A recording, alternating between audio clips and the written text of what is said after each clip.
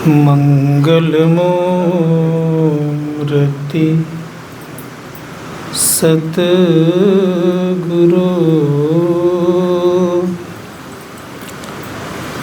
मिलवै सर्वाधार।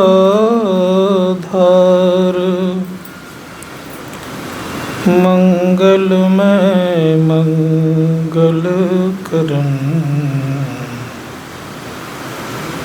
बिनवा बारंबार। धन्य धन्य सतगुरु सुखदा महिमा कही न जाए।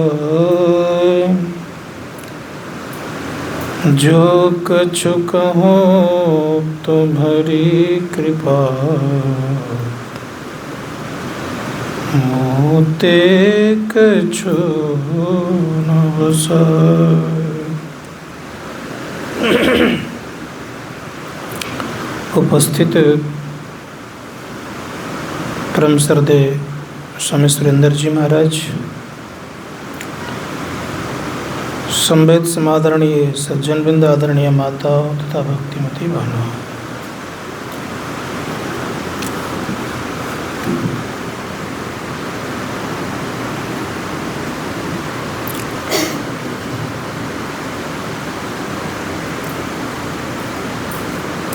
मनुष्य के जीवन में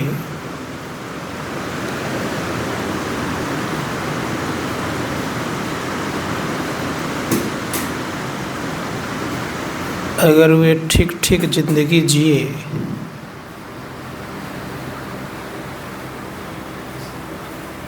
तो देवताओं के अनेक शक्ति उन्हें प्राप्त हो सकता है। केवल जिंदगी ठीक से जिए तो।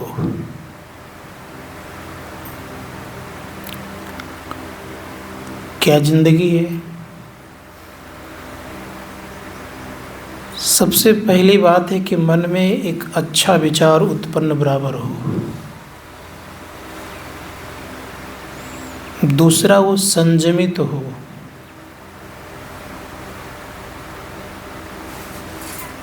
तीसरा, कि सबके प्रति शुभ चिंतन हो। ये तीन विचार अगर बराबर होते रहता है तो अनेक देवताओं की शक्ति उनमें विद्यमान होता है। लेकिन ये तीनों विचार रहता नहीं है। आपने अगर लगातार बहुत दिन तक सुविचार रखा और आपके जीवन में चुगली करने की प्रवृत्ति हो गई, जिसको हम लोग निंदा कहते हैं, उसी समय आपका सारा सुविचार खत्म हो गया। प्रवृत्ति आया तो। इसीलिए सुविचार मन में बना के रखना इतना आसान नहीं होता है। शुभ चिंतन हर हमेशा करना भी संभव नहीं है। इसीलिए उनके अंदर की शक्ति जो होती है ह्रास होते रहता है, समाप्त होते रहता है। ये मानवीय गुण है। ऋषि मुनिगण कहते हैं कि मानवीय गुणों में जो सबसे निचले पैदान वाला गुण है वो गुण है ये। इसलिए धर्मशास्त्रकार कहते हैं तीन को बरकरार रखिए। क्या? शुभ विचार, शुभ चिंतन और संयमित जिंदगी। संयमित जिंदगी से तात्पर्य होता है कि पंचशील का पालन करना। पंचशील में आता है झूठ, चोरी, नशा, हिंसा और व्यभिचार। सम्यक दृष्टि से, सम्यक समझते हैं, बराबर दृष्टि से ये पांचों का पालन हो, तब उनके अंदर में देवताओं के अनेक शक्तियाँ, अनेक देवताओं की शक्तियाँ उनके जीवन में विद्यमान दिखेंगे, विराजते रहेंगी। लेकिन ये हो नहीं पाता है। साधना करते हैं, साधना से उठते हैं, ये पता नहीं चल पाता कि हम कितने देर तक ठंडे हैं। ठंडे समझते हैं?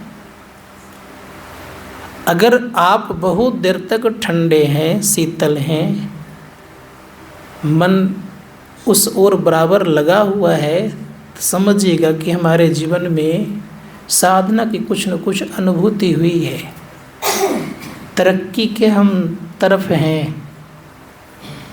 और ये नहीं हो पा रहा है, मन चंचल है, विकल है, कुछ बोलने की इच्छा हो रही है। अगर ये सब होते रहता है तो साधना के आप न्यूनतम स्थान पर भी नहीं है। तो प्रयास करिए हमारे जीवन में कि हम संयमित जिंदगी जिएं। और संयमित जिंदगी जीने के लिए सत्संग सुनाया जाता है, और सत्संग में अगर संयमित जिंदगी हो जाए तो 4 चांद लग जाता है लोगों को। एक पुस्तक में मैं पढ़ रहा था, उसमें दिया हुआ था कि संयम से लोग बहुत कुछ कर सकता है। एक झूठ का परित्याग करता है लोग तो अनेक शक्तियाँ आ जाती है। एक झूठ का परित्याग करता है तो साधना की उन्नति होने लगती है।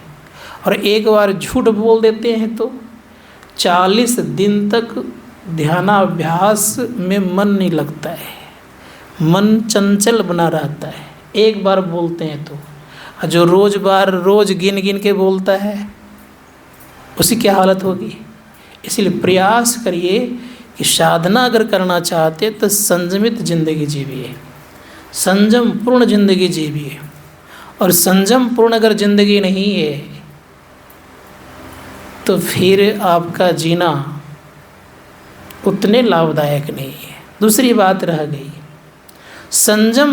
फ्रैंकलिन बहुत बड़े विद्वान हुए, उन्होंने कहा कि संयमित जिंदगी अगर नहीं है, सम्यक विचार उत्पन्न नहीं होता, सुविचार इसको बोलते हैं, सुविचार उत्पन्न नहीं होता है और शुभ चिंतन नहीं होता है, तो कहा कि उनके वचन का प्रभाव नहीं पड़ेगा। किसी को बोलेगा तो उसके असर नहीं करेंगे। इसीलिए शास्त्रकार कहते हैं कि सम्यक विचार उत्पन्न करने के लिए कोशिश करना चाहिए कि हम सम्यक विचार, सम्यक चिंतन और सम्यक भाव में हर हमेशा रहें, अर्थात उत्पन्न हमारी स्थिति अच्छी रहे। तब संत कहते हैं कि तब क्या होगा, तब उन व्यक्तियों की स्थिति अच्छी बनेगी। दूसरी बात रह गई यह कि एक झूठ का परित्याग करता है लोग तो क्या से क्या नहीं बन जाता है। एक झूठ का परित्याग करने से लोगों के अंदर में बहुत कुछ प्राप्त हो सकता है। इसीलिए एक झूठ के त्याग से एक कहानी सुनाता हूँ मैं आपको।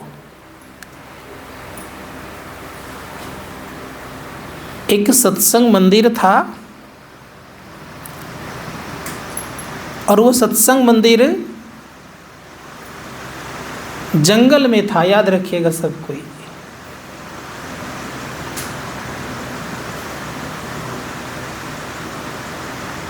एक चोर प्रत्येक दिन खिड़की से सत्संग सुना करता था। अब खिड़की सत्संग सुन रहा है, महात्मा जी थे। अब महात्मा जी उस चोर को कहता अंदर आ जाओ। चोर कहता नहीं मैं अंदर नहीं जाऊंगा। कहा क्यों? कहा आपके यहाँ का नियम है कि आप बोलते हैं झूठ मत बोलो। हम झूठ बोलते ही हैं। दूसरी बात बोलते आप चोरी नहीं करो, हम चोरी करते ही हैं। ये 2 काम तो हम करते हैं और दोनों काम आपके यहाँ मना होता है रोज। महात्मा जी ने बड़े प्रेम से उसको प्यार से बुलाया, कहा आ जाओ अंदर। गया अंदर। कहा तुम क्या करता है? कहा मैं चोरी करता हूँ। कहा चोरी छोड़ दो। कहा इसलिए तो मैं अंदर नहीं आ रहा था कि आप यही बात कहेंगे कि चोरी छोड़ दो। हमारा काम है और पैसा मैंने बना लिया है, चोरी करता हूँ तो बाल बच्चे को पालता हूँ, और चोरी अगर नहीं करूँगा तो मेरे बाल बच्चे सब के सब भूखे रह जाएंगे। अब क्या करें? महात्मा जी ने बड़े प्यार समझा के कहा कि एक काम करो, झूठ बोलना छोड़ दो। कहा ये काम मैं कर सकता हूँ, झूठ मैं नहीं बोलूँगा। कहा से निर्णय लो कि झूठ नहीं बोलूँगा। कहा पक्का निर्णय लिया मैंने कि झूठ नहीं बोलूँगा। हमारे सत्संगियों के द्वारा खैनी तक नहीं छूटता है, ये याद रखिएगा। क्या प्रभाव पड़ेगा? अच्छे अच्छे लोग सत्संगी खैनी खा लेते हैं, दुख लगता है। पद पर जो पदासीन है वो भी खैनी खा लेता है, बड़ा खराब लगता है मुझे।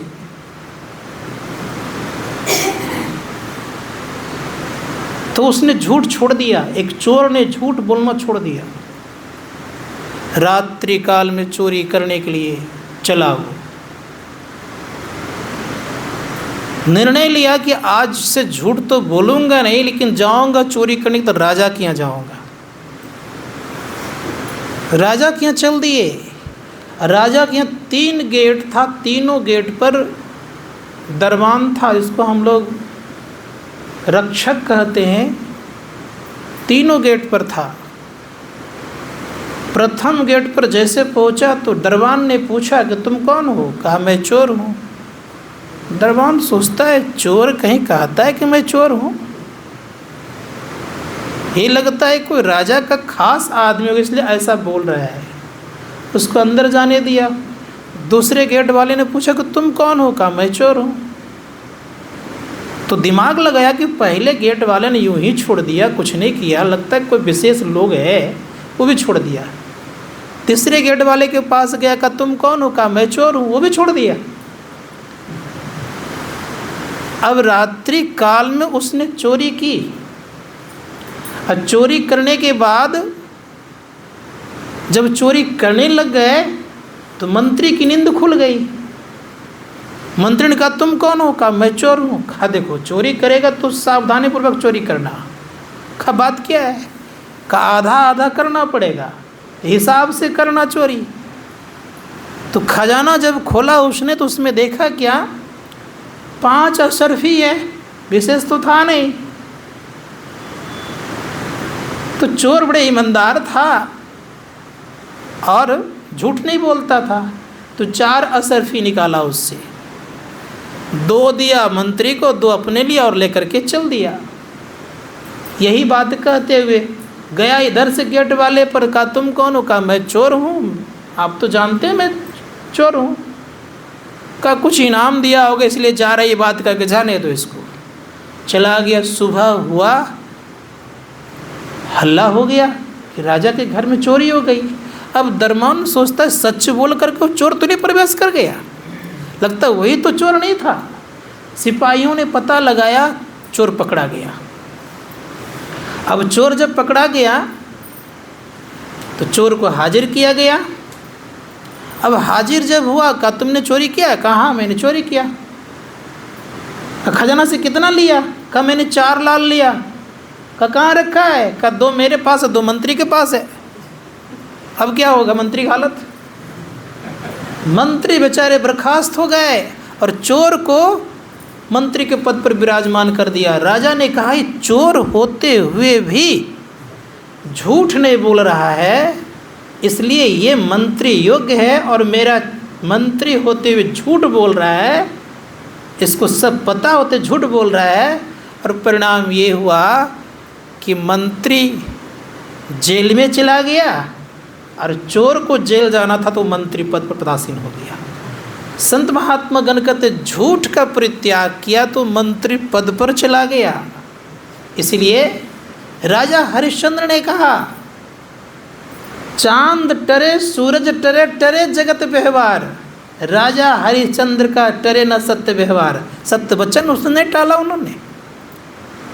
इसीलिए संत महात्मा गणों ने कहा कि वचन पर अडिग रहने का प्रयास और सत्य का अन्वेषी होने का प्रयास करना चाहिए।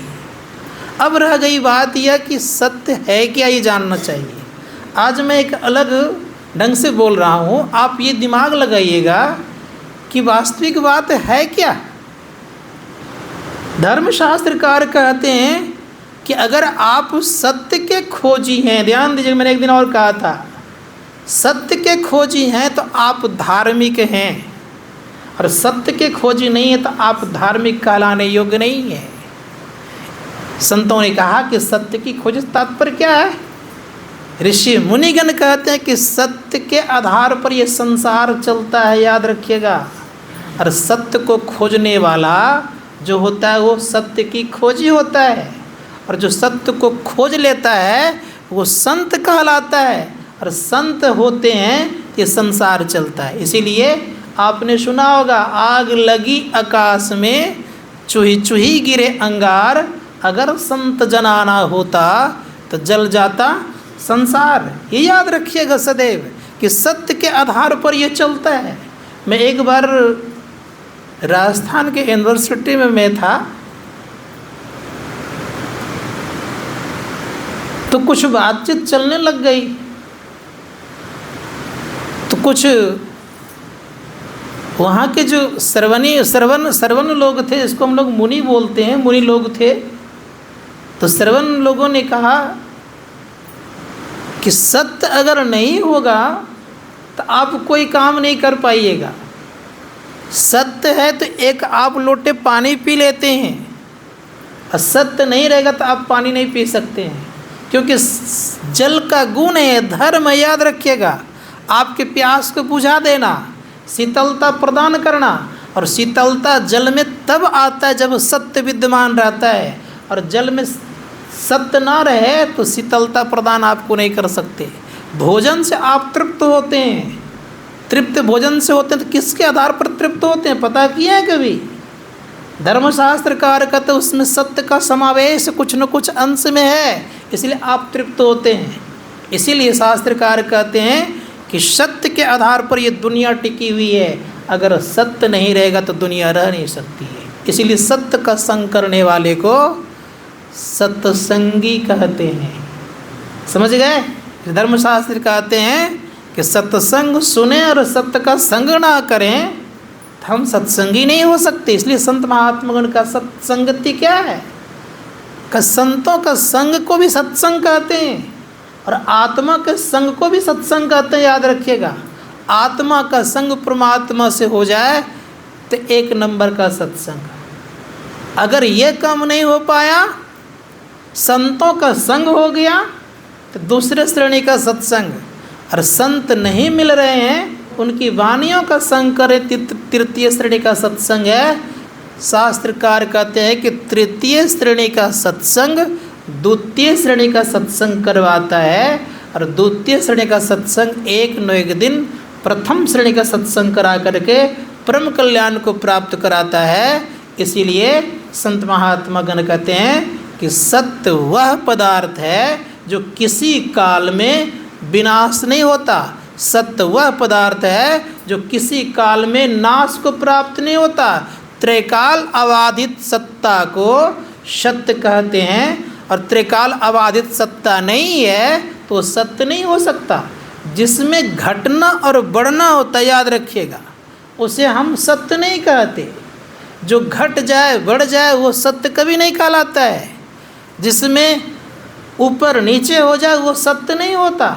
सत्य वह है जो कि कभी नहीं घटता है, एक तरह का रहता है, और एक तरह का रहने वाला जो भी चीज़ मिल जाए, तो चीज़ तो कोई है नहीं संसार में, सब में कुछ न कुछ घटती बढ़ती है। हम आज अच्छे दिख रहे हैं, कल यही चेहरे पर झुर्रियाँ पड़ेगी, देखने में कुरूप लगने लग जाएंगे। इसका मतलब कि हमारे शरीर में परिवर्तन हो रहा है, हम बुढ़ापे को प्राप्त होने जा रहे हैं, तो निश्चित है कि हम सत्य नहीं है, हमारा शरीर सत्य नहीं है। लेकिन जो शरीर के भीतर में विद्यमान है, जिसको हम लोग आत्मा कहते हैं, वो एक तरह का रहता है। चाहे वो ठंडा भी रहेगा उसी स्थिति में रहेगी, गर्मी रहेगा उसी स्थिति में रहेगी, जाड़ा रहेगा उसी स्थिति में रहेगी, बरसात पड़ेगा उसी स्थिति में रहेगी, वो किसी भी परिस्थिति में बदलता नहीं है, उसी को सत्य कहते हैं। शरीर गर्मी में कुम्हला जाता है नहीं, परेशान हो जाता है, किस कारण से? पसीना कारण से। शरीर गर्मी में सर दर्द करा देता है, शरीर गर्मी में आवाज़ ऊंची करवा देता है। ये सारे काम बदलने वाला होता है। लेकिन जो आपके अंदर में भीतर में अंतरात्मा, इसको आत्मा कहते हैं, उसमें ऐसी बात नहीं होती। उसके जीवन में शीत और उष्ण दोनों एक समान, जाड़ा गर्मी एक समान। ऐसे का संग करेंगे। ऐसे संग कौन करने वाले होते हैं? तो कहा कि जो सत्संग में रहते हैं ऐसे का संग करते हैं। हमारे गुरु महाराज को कोई भी परेशान नहीं कर सकते। कारण क्या? वो प्रकृति को वश किए होते थे। उनके मुट्ठी में प्रकृति होती है। किनके मुट्ठी में? संत के बस में प्रकृति होती है। और संत के बस में प्रकृति होती, जो प्रकृति को कहते हैं वही प्रकृति करती है। तो संत के अंदर में ये गुण हुआ करता है। इसीलिए धर्मशास्त्रकार कहते हैं कि प्रकृति के परे के गुण को जानने वाले रखते हैं ताकत। इसीलिए हमारे गुरु महाराज, एक समय भयंकर गर्मी थी, हम लोग तो गर्मी में बड़े बेचैन हो जाते, परेशान हो जाते हैं। इतने बेचैन और परेशान होते हैं, कितने लोग सत्संग में गर्मी के कारण नहीं आ रहे हैं, मुझे ये भी पता है। कितने लोगों को लगता होगा गर्मी है, जाएंगे परेशान हो जाएंगे हम। लेकिन सदैव याद रखिएगा, ये तप है, तप करने के लिए आए हुए हैं। और तप का फल कष्ट कर तो होता ही है, थोड़ा सा नहीं होता है। कष्ट तो होगा लेकिन फल उसका मीठा होता है। दवाई भले कड़वी होती है लेकिन उसका परिणाम कड़वा नहीं होता है, कि होता है परिणाम भी कड़वा। संत महात्मा गण कहते हैं उसी प्रकार से तप कर रहे हैं। तप में अपने शरीर को तपाइए और नियंत्रण करिए। नियंत्रण मतलब कंट्रोल करिए अपने आप को। किस किस पर भाई? विचारों पर। सर्वप्रथम जो हमारे अंदर में नाना प्रकार के विचार उत्पन्न होते रहते हैं, इस पर विचार करिए थोड़ा सा, कि हमारे विचार थोड़ा सही दिशा की तरफ चले। दूसरी बात ये, मन में जो कई तरह के चिंतन होते रहते हैं, उन चिंतनों को रोकिए और सही चिंतन करिए। क्या चिंतन सही करना है भाई? तो कहा मंत्र का चिंतन करिए। मंत्र का चिंतन करेंगे तो चिंता दूर होगी। और मंत्र का चिंतन नहीं करके संसार का चिंता करेंगे तो संसार आपको दुख देगा। इसीलिए प्रयास कीजिए कि हम आप मंत्र का चिंतन करें। मंत्र के चिंतन से कई लाभ होते हैं। कितने लाभ होते हैं? हमारे गुरु महाराज कहते हैं कि मंत्र का चिंतन करना, मंत्र का जप करना, ये तप कहलाता है। गुरुदेव कहते हैं गुरु जाप जपन साचो तप। याद रखिएगा, क्या है ये? सच्चा तप है। सच्चा तप कितने देर तक करते हैं? दिन भर में हम लोग यहाँ रहते हैं, 24 घंटा लगभग रहते हैं। 24 घंटे में कितने देर तक आपका जप रूपी तप होता है? अपने अपने हृदय पर हाथ रख कर के विचार करके देखिए कि कितने देर तक हम जप कर पा रहे हैं। अगर ये आपके द्वारा नहीं हो पा रहा है तो इसका मतलब है कि तप तो नहीं हो रहा है। सच्चा तप होगा तो कोई काम रुकेगा नहीं। सच्चा तप नहीं होगा तो हर एक काम रुकेगा। इसलिए प्रयास करना चाहिए कि हम क्या करें। तो ऋषि मुनिगण कहते हैं कि सच्चा तप से तात्पर्य होता है कि मन को मंत्र में लगाए रखें। गुरु जाप जपन साचो तप, सच्चा तप है ये। क्या होगा? का सकल कार्य सारणम, सारे कार्य बनेंगे। संसार का कार्य भी बनेगा, परमार्थ भी बनेगा। परमार्थ और संसार दोनों चाहते हैं तो जप करिए। अब जप ना करके और कुछ करेंगे तो ऋषि मुनिगण कहते हैं कि तब तो तप नहीं होगा। अब रह गई बात यह, अन्य मंत्रों का हम जाप करें और गुरु मंत्र का जाप करें, दोनों में क्या फ़र्क है भाई? ऋषि मुनिगण कहते हैं और भगवान शिव कहते हैं कि संसार में 7 करोड़ महामंत्र होता है। याद रखिएगा, 7 कोटि महामंत्र होता है। और 7 कोटि महामंत्र जो है क्या करता है? भगवान शिव के मतानुसार भगवान शिव कहते हैं लोगों का चित्त भ्रमित करता है। और भ्रमित जब चित्त करेगा तो क्या होगा? वो भ्रम में पड़ेंगे। तो भगवान शिव से माँ पार्वती पूछती है कि कौन सा मंत्र का जाप करें। तो भगवान शिव बड़े प्रेम से कहते हैं सप्तकोटि महामंत्रास्य चित्त विभंसिकार का एक एव गुरु महामंत्रो गुरुक्षर द्वयम।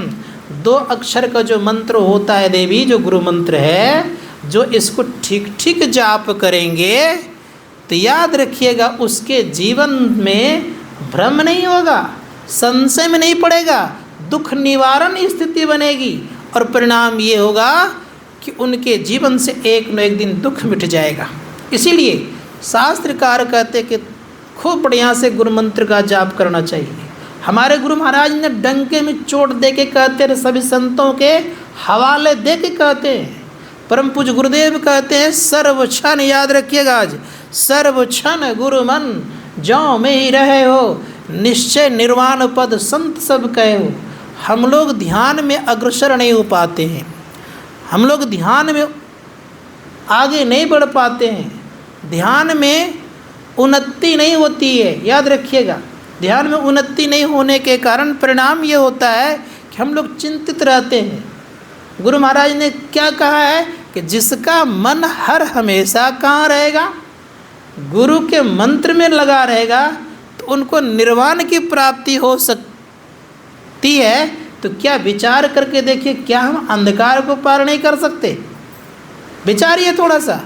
इसीलिए धर्मशास्त्रकार कहते हैं कि मंत्र में मन को लगा के रखिए, जपते रहिए। किसी भी परिस्थिति में हैं, सोए हैं तब भी जपिए, बैठे हैं तब भी जपिए, कहीं भी हैं तब भी आप जपिए। किसी भी परिस्थिति में मंत्र अशुद्ध नहीं होता है, याद रखिएगा इसको। जिस किसी भी हालत में हो सब समय मंत्र का जाप कर सकते हैं। मैं एक बार कुप्पा घाट से आ रहा था बांका जिला तरफ, कहीं कार्यक्रम था। एक गांव है खैरा, आप जानते हैं ये, और तो खैरा के एक पंडित पाठक जी मुझको मिल गए, पुराने भेंट उठ था। देखा मेरा वेशभूषा का, समझा ये कहाँ आ गया, बातचीत होने लग गई। तो मुझसे पूछते हैं कि एक प्रश्न करूँ आपसे, क्लिक करिए। तो उनको बेचारे को संशय था। उसने कहा कि मेरी इच्छा है और ये प्रश्न मेरा ये है कि लोग कहते हैं कि अपवित्र अवस्था में मंत्र का जाप नहीं करना चाहिए। मैंने कहा कि पाठक जी बात ऐसा है कि हर हमेशा मंत्र का जाप करना चाहिए। किसी भी परिस्थिति में मंत्र अशुद्ध नहीं होता, याद रखिएगा। जिस किसी भी अवस्था में आप हैं, मंत्र कभी भी अशुद्ध नहीं होता आपके जाप करने से, क्योंकि मंत्र का काम है आपको शुद्ध कर देना। और जो शुद्ध किया जाता है तो पवित्र कैसे कर देगा आपके जीवन में भाई। तो पाठक जी ने कहा बिल्कुल आप ठीक बोल रहे हैं, मैं समझ गया, अब हर हमेशा मैं जाप करूँगा। तब मैंने उनको सुनाया बड़े प्रेम से, कहा सुनिए एक कहानी भी सुनाता हूँ मैं आपको।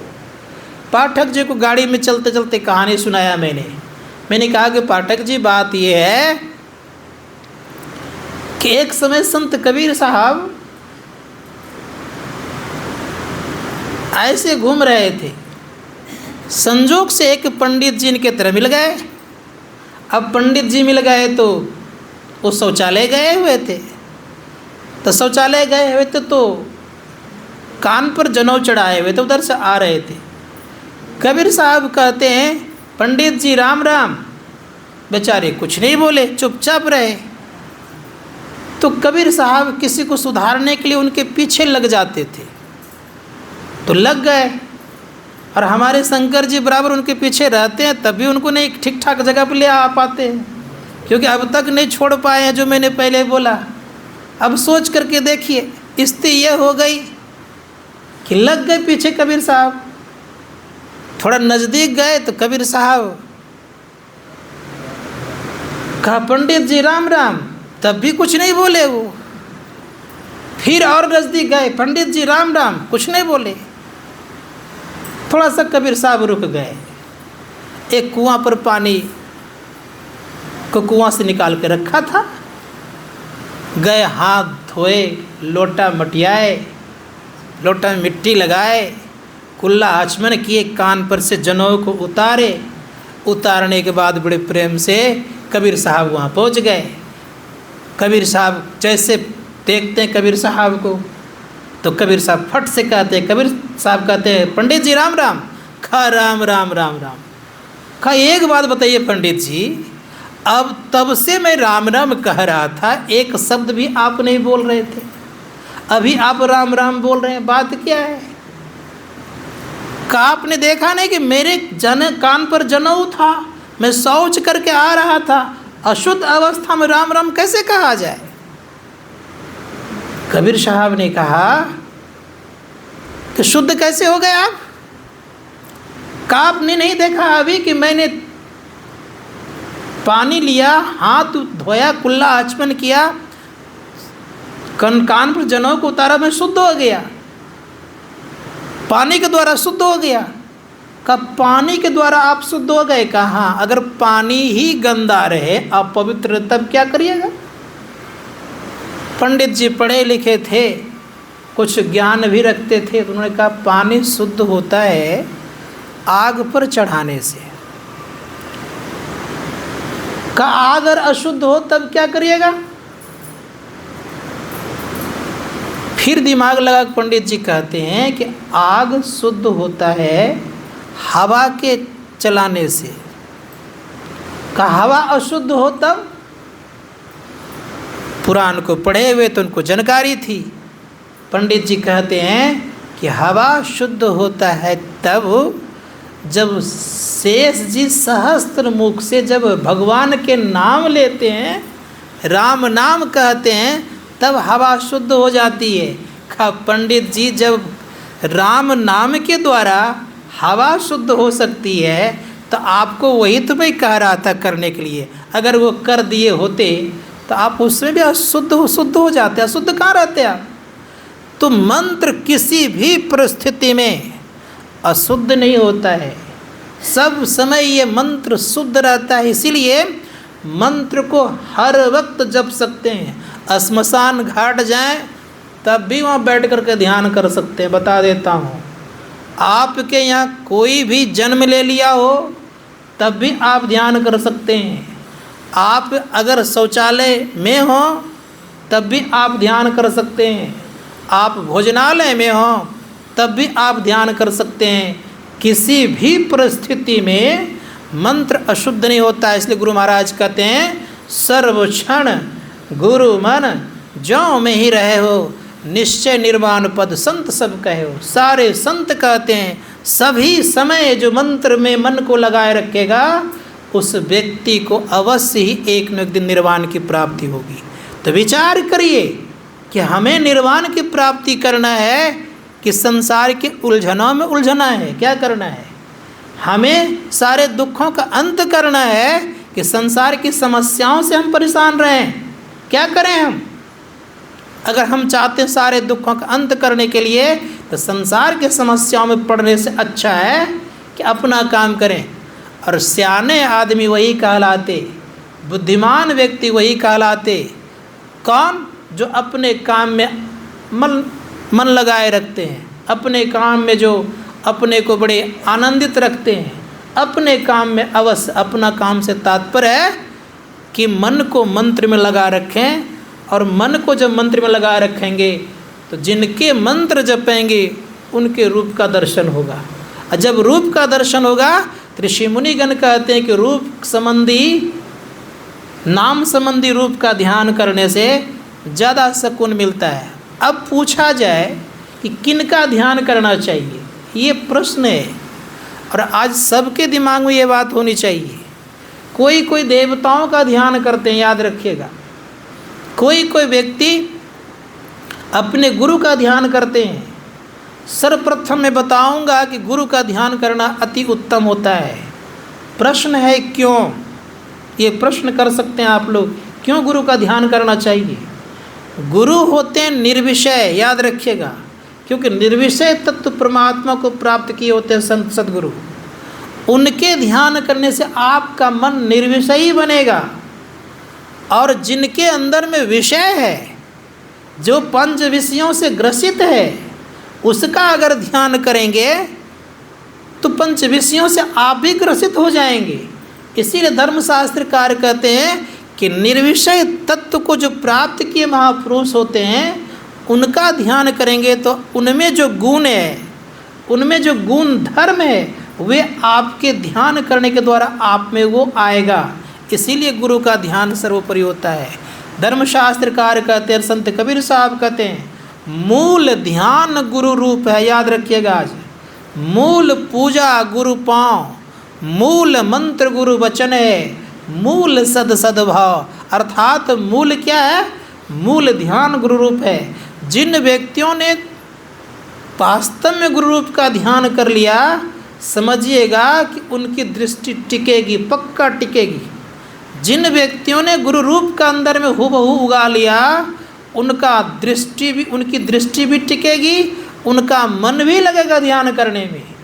और जिन व्यक्तियों के अंदर में प्रत्यक्ष हर हमेशा गुरु रूप का दर्शन होने लग गया, समझिए बड़े भाग्यशाली लोग होते हैं। कितने भाग्यशाली होते हैं? तो आज आपको एक बात बता देता हूँ, जिनके द्वारा गुरु मूर्ति का दर्शन होता है, उनके दर्शन मात्र से आपके बहुत सारे दुख कट जाएंगे, संशय समाप्त हो जाएंगे। इसीलिए धर्मशास्त्रकार कहते हैं गुरु मूर्ति का ध्यान करना चाहिए। जो इधर अन्यत्र मन लगाते हैं, अगर सही सलामत गुरु मूर्ति का ध्यान हो जाए, अपने इष्ट का ध्यान हो जाए, तो आपके बहुत सारे समस्याएं चली जाएगी, बहुत सारी समस्याओं का समाधान हो जाएगा। इसीलिए गुरु मूर्ति का ध्यान करना चाहिए, गुरु इष्ट का ध्यान करना चाहिए। इष्ट के ध्यान के साथ साथ क्या करना चाहिए? तो कहा कि बिंदु ध्यान करना चाहिए। बिंदु ध्यान सबसे अच्छा ध्यान है। बिंदु ध्यान से बढ़कर संसार में और ध्यान कोई होता नहीं है। बिंदु ही नाद को पकड़ाता है, याद रखिएगा। बिंदु ध्यान अगर हो जाए तो बहुत बड़े भाग्यशाली व्यक्ति होता है, जिसके जीवन में प्रकाश दिख जाता है, देवताओं से उच्च गति को प्राप्त कर लेता हो, वो उत्तम क्वालिटी के स्थान को प्राप्त करता है। अर्थात 7 स्वर्ग होते हैं, 7 स्वर्गों में जो सबसे उत्तम क्वालिटी का स्वर्ग होता है, उस स्थान को प्राप्त करने की योग्यता हो जाती है। इसलिए धर्मशास्त्रकार कहते हैं कि खूब बढ़िया से मंत्र जपें, गुरु रूप का ध्यान करें और तब दृष्टि योग करें। दृष्टि योग में क्या होता है? तो बड़े प्रेम से कहा कि बिंदु मनोलयम, बिंदु में जब मन को लग कर देते हैं तो उसके अंदर में प्रकाश का उदय होता है। तो प्रकाश में क्या होता है? तो कहा दूरदर्शनम पुण्य, अर्थात दूरदर्शन की प्राप्ति हो जाती उन्हें। अर्थात वो व्यक्ति को दूरबीन की आवश्यकता नहीं पड़ेगी, वो यहीं से बैठे बैठे आंख बंद करेगा। अगर उनकी दृष्टि जम गई बिंदु पर तो बहुत दूर के वस्तुओं को देख सकते हो। इसीलिए कहा कि बिंदु में तहाँ नाद बोले, रैन दिवस सुहावनम, सदा आवाज़ें होती रहती बिंदु में। उस बिंदु को जो पकड़ता है शब्द को प्राप्त कर लेता है।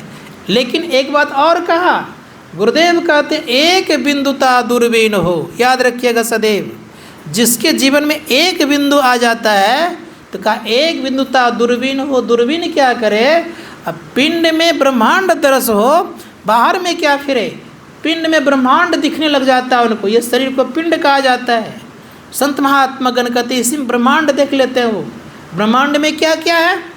तो बड़े प्रेम से गुरुदेव कहते हैं कि ब्रह्मांड में सब कुछ है, जो ही पिंड है सोई ब्रह्मांड है। संत तुलसी साहब कहते हैं कि जो पिंड में है वही ब्रह्मांड में है।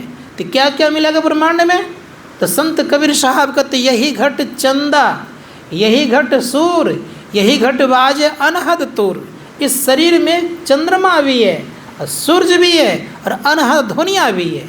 संत कबीर साहब कहते हैं कि यही निज काम भी आपका है। इसलिए बड़े प्रेम से कहा अपने घट दिया ना बारू रे, नाम का तेल सुरत का बाती, ब्रह्म अग्नि उदगारू रे, जगमग जगमग ज्योत न्यारो, तन मन धन सवारू रे, झूठी जान जगत की आशा, बारंबार विसारू रे, कहे कबीर सुनो भय साधु, आपन का संभारू रे। ये आपका अपना कार्य है। इसलिए धर्मशास्त्रकार कहते हैं कि कोशिश कीजिए जीवन में कि हम बिंदु में नाद को प्रकट कर लें और अंतर्मार्गी बने। और अंतर्मार्गी बनेंगे तो अंतर साधना को प्राप्त करेंगे। और अंतर साधना को प्राप्त किए व्यक्ति खुशहाल होता है, दुख में नहीं पड़ता है, वो आनंद में मिट जाता है, वो आनंद को प्राप्त करता है, वो हर वक्त सुनने के अधिकारी हो जाता है।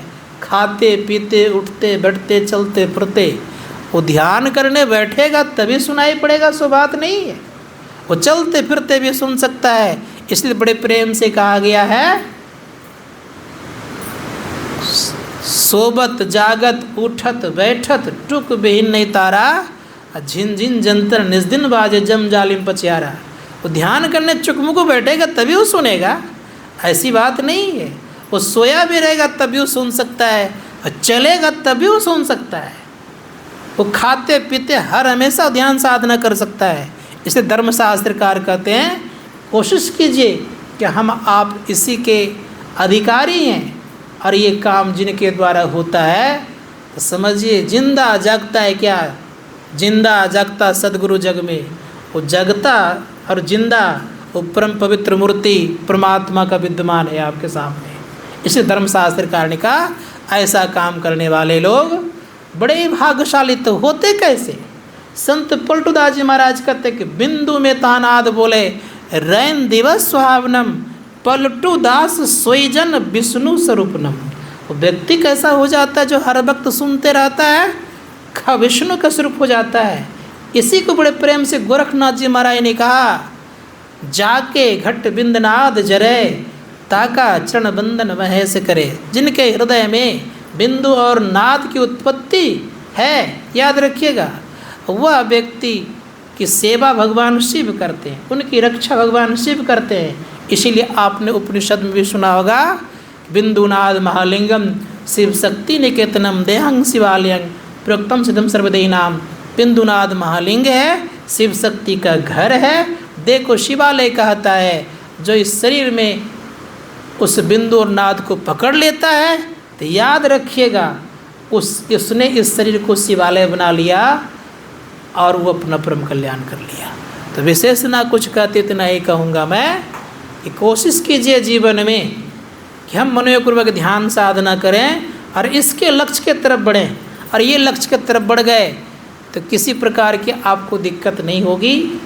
आप कहीं भी रहेंगे, पूजा स्थल पर रहें या पूजा स्थल से बाहर रहें, अवस्था ऐसी जग जाएगी आपकी कि आपको चलते फिरते भी पूजा आपके होने लग जाएगी।